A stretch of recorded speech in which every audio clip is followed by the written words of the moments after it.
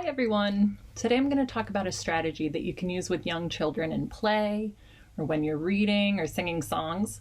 It's called auditory closure. And an easy way to think about this is fill in the blank.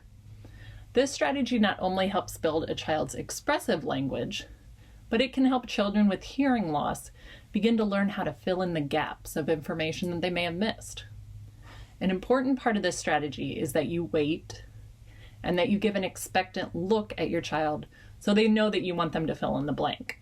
An expectant look means that you lean in, or you might lift your eyebrows so that they know that that's what you want them to do. One of the first fill in the blank phrases that I usually use with young children is ready, set, go. Here's an example of me with Theo when he was about 15 months old using this phrase. Ready, set, go!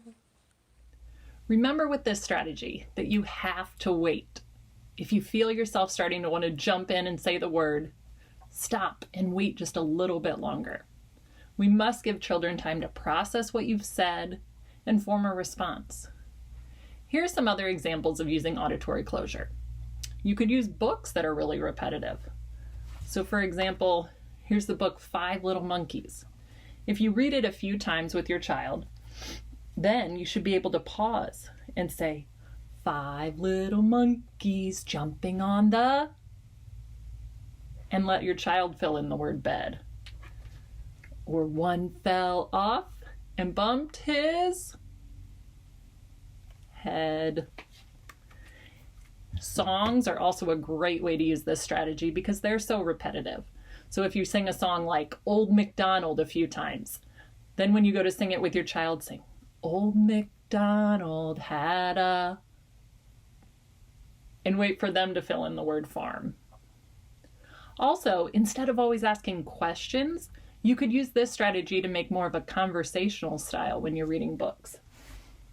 So for example, in this book, if you're going to point out pictures on the page and ask your child what something is, instead of just saying, what's that? What's that?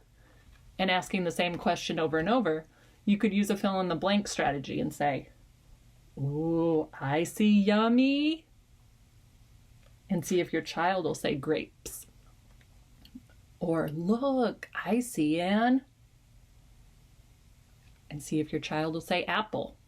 And if they don't, you could always give them the first sound in the word. So say, ooh, I see a yummy apple.